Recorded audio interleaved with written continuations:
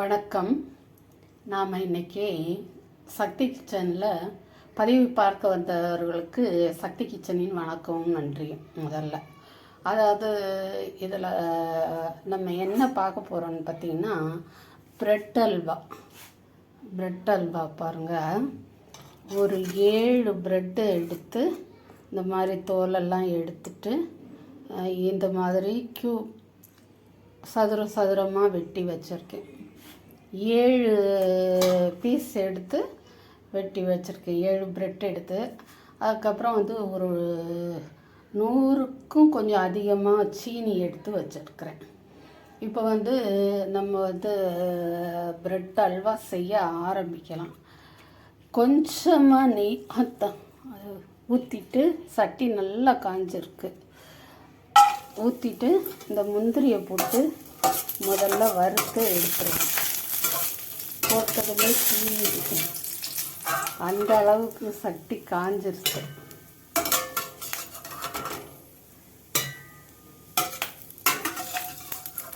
Stove பற்ற வைக்காமல் நான் உங்களுக்கு சொல்லியிருக்கணும். போட்ட உடனே தீஞ்சிருச்சு.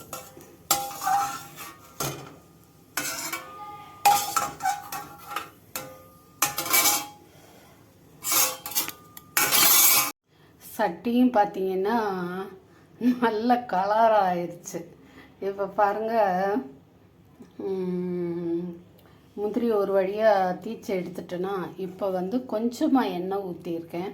அதில் இந்த ப்ரெட்டை பொரித்து எடுப்போம். இப்போ நான் கோதுமை ப்ரெட்டில் செய்கிறேன். அது எப்படி வரும்னு தெரியலை. கோதுமை ப்ரெட்டில் செய்கிறது நல்லா உடைக்கிற மாதிரி வரணும், அந்த மாதிரி வரணும்.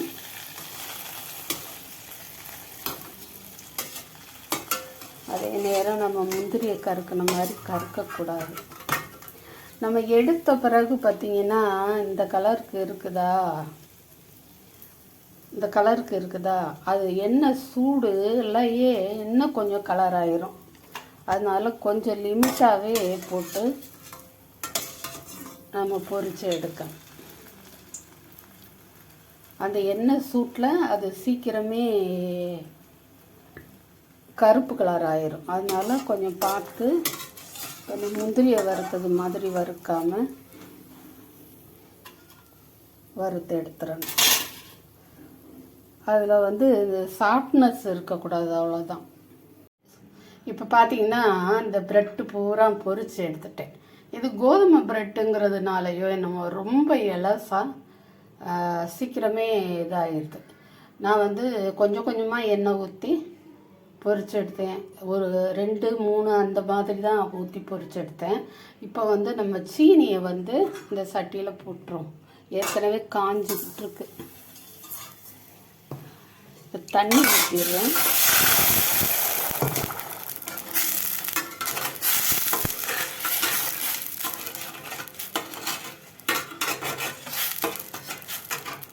அந்த ப்ரெட்டு பொரிச்சதுலேயே தான் நான் போட்டிருக்கேன். அதனால தான் கலர் இது மாதிரி இருக்குது. இப்போ நான் ஒரு கப்புக்கு 1.25 கப்பு இருக்கும் தண்ணி ஊற்றி இருக்கிறேன். சீனி ஒரு 125 கிராம். நான் கோதுமை ப்ரெட்டுங்கிறதுனால அந்த கொஞ்சம் அதில் தடிமனே இல்லை, லேசாக தான் இருந்துச்சு. அதனால் ஒரு 7 ப்ரெட்டு எடுத்துருக்குறேன். இப்போ நம்ம இந்த சீனி கரைஞ்சி கொதித்த உடனே நம்ம போட வேண்டியதுதான். ப்ரெட்டை போட்டுற வேண்டியதான். அப்படி நம்ம நொறுக்கெல்லாம் வேணாம், அதுவாகவே அந்த தண்ணியில் நமந்து கூழ் மாதிரி ஆயிரும். நம்ம இந்த தண்ணி வற்றுற வரைக்கும் அதை வேக விட்டுங்கன்னா அந்த அல்வா பதம் வர்ற வரைக்கும் இது பண்ணி எடுக்க வேண்டியது. அவ்வளோதான், வேறு எதுவும் வேலை இல்லை. சிம்பிள் தான். எனக்கு அதுவே ஸ்டார்டிங்லேயே எண்ணெயை ஊற்றிக்கிட்டு நான் உங்கள்கிட்ட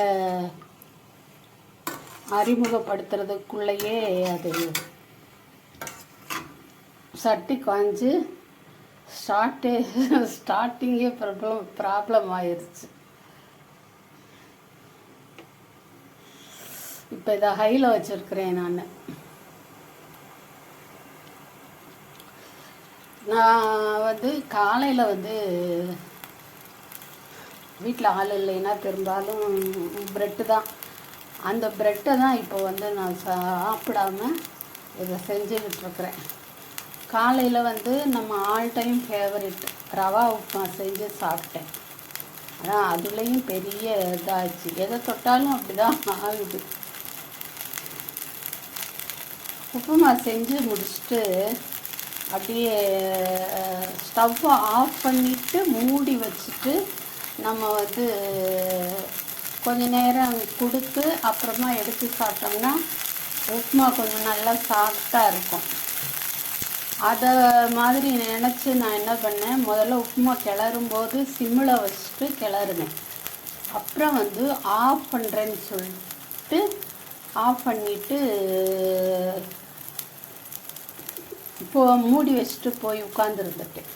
ஒரு 2 நிமிஷம் கழித்து இப்போ இந்த இதை ப்ரெட்டை போடுறேன். நான் ஒரு 2 நிமிஷம் கழித்து நான் வந்து சும்மா பக்கத்தில் தான் அங்கே கட்டில் உட்காந்துருந்தேன். எட்டி பார்த்தேன் பாருங்கள், ஸ்டவ்வு திகுன்னு எரிஞ்சுக்கிட்டு இருக்கு. ஃபுல் ஃப்ளேமில் எரிஞ்சுக்கிட்டு இருக்கு. உப்புமா சட்டிக்குள்ளேருந்து புகையாக வந்துச்சு. என்னடா இதுன்னு பதறி போய் ஓடி வந்து பார்த்தா ஆஃப் பண்ணாமல் நான் வந்து சிம்மில் வச்சு வேலை பார்த்துக்கிட்டு இருந்தேன் இல்லையா, சிம்மில் வச்சு வேலை பார்த்துக்கிட்டு இருந்தேன். அப்புறமா அதை வந்து ஆஃப் பண்ணுறேன்னு நினச்சி ஃபுல் ஃப்ளேமில் வச்சுட்டு போயிட்டேன். இதில் ஒரு விஷயம் என்னென்னா, நான் எப்போவுமே வேலை முடிஞ்சதும் ரெகுலேட்டர் ஞாபகம் கூட இது திருகிட்டு தான் போவேன். நிறைய வீடுகளில் அது ரெகுலேட்டர் ஞாபகம் வந்து அதை அணைச்சி வைக்க மாட்டாங்க, அப்படியே வச்சுருவாங்க. சிலிண்டரை ஆஃப் பண்ண மாட்டாங்க, ஸ்டவ்வை தான் ஆஃப் பண்ணுவாங்க. ஆனால் நான் வந்து அப்படி கிடையாது. ரெகுலேட்டரை அந்த ஞாபகம் ஆஃப் பண்ணிட்டு தான் போவேன் நான். அப்படி ஆள் இன்றைக்கி வந்து அதையும் ஆஃப் பண்ணாமல் ஸ்டவ்வையும் சிம்மில் வைக்கிறேன் பேர் வழின்னு சொல்லிவிட்டு ஹையில் வச்சுட்டு போயிட்டேன். சிம்மு ஹை அப்புறம் ஆஃப் இல்லையா, நான் வந்து ஆஃப் பண்ணாமல் ஹையில் வச்சுட்டு போயிட்டேன். உப்புமா என்னாச்சு, நல்ல வேலை அடியில் மட்டும் ரவுண்டாக தோசை மாதிரி கருகி இருந்துச்சு. ஜாக்கிரதையாக இருங்க. நான் எனக்கு சொல்ல வேண்டியதை உங்கள்கிட்ட சொல்கிறேன். யாராக இருந்தாலும் கொஞ்சம் ஞாபகமாக இருங்க. உப்புமா ஓட போனது. இதே நம்ம வந்து ஸ்டவ் ஆஃப் பண்ணிட்டோம் நினச்சிட்டு வெளியில் போயிட்டோம்னா என்ன ஆகுறது? இந்த பதிவை என் பையன் பார்த்துச்சுன்னா வெளியில் போகிற அன்னைக்கு என்னை வெளியே விட்டு கதவை சாத்திட்டு தான் போகும். அப்படி தான் நினைக்கிறேன் நான்.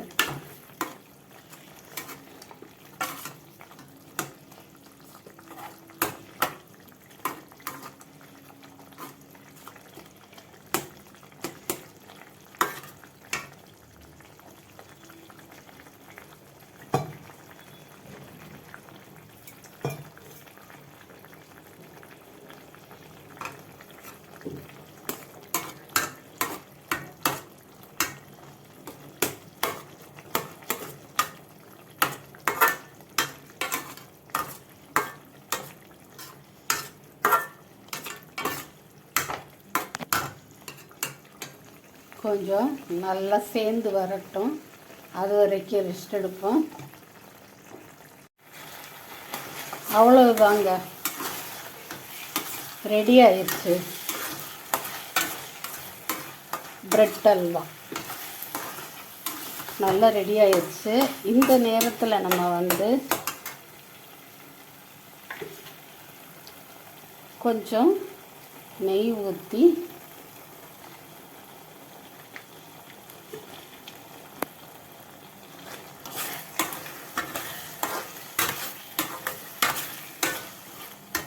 நம்ம வறுத்து வச்சுருக்குறோம் இல்லையா, அந்த முந்திரியையும் போட்டு பாதிக்கு மேலே நான் வறுத்த முந்திரி வீணாயிடுச்சு. இன்னொரு தடவை நான் செய்யலை. மேலே கருகி கீழே அடிப்பாகம் கருகி மேல் பாகம் நல்லா இருந்தது. அதனால் இருக்கிறத மட்டும் போட்டேன். மீதியை கழிச்சிட்டேன் நான் வேணான்னு சொல்லிட்டு. ரெடி ஆயிடுச்சு முந்திரி அல்வா. ஐயோ சாரி, பிரெட் அல்வா. குழப்பத்தில் இருக்கேன். எனக்கு முதல் எடுத்ததுமே அந்த மாதிரி ஆனதுனால குழப்பமாக இருக்கு. ஆயிடுச்சு. இதுக்கு மேலே நம்ம கிண்டிக்கிட்டே இருந்தோம்னா அந்த நம்ம போட்டிருக்கிற சர்க்கரை வந்து இறுக ஆரம்பிச்சிடும். போதும். ஸ்டவ் ஆஃப் பண்ணிடுறேன். நான் ஸ்டவ் ஆஃப் பண்ணிட்டேன். கொஞ்சம் அந்த நெய் கொதிக்குது இல்லையா, அந்த ஓரங்களில் ஊற்றின நெய் கொதிக்குது பார்த்தீங்களா, அது அடங்குற வரைக்கும். அவ்வளோதாங்க, பிரெட் அல்வா ரெடி ஆயிடுச்சு. நான் ஏதாவது தப்பும் தவறுமாக செய்திருந்தால் மன்னிச்சு, நீங்கள் இந்த சேனலுக்கு புதுசாக வந்தவங்களா இருந்தால் ஒரு சப்போர்ட் பண்ணி சப்ஸ்கிரைப் பண்ணிடுங்க. ஒரு லைக் போட்டுருங்க. நாங்கள் உங்களை திரும்பவும் பார்க்க ஆர்வமாக இருக்கிறதுனால ஒரு பெல் பட்டனையும் கிளிக்கிடுங்க. அப்புறம் வந்து சமைச்ச ஷேர் பண்ணுங்கள், லைக் பண்ணி சாப்பிடுங்க, சந்தோஷமாக கமெண்ட் பண்ணுங்கள். சப்ஸ்கிரைப் பண்ண மறக்கவே மறக்காதீங்க. இந்த வீடியோவை நீங்கள் பார்த்ததுக்கு நன்றி, வணக்கமும். அடுத்த வீடியோலையும் உங்களை பார்க்க ஆவலாக இருக்கும் சக்தி கிச்சன். வணக்கம்.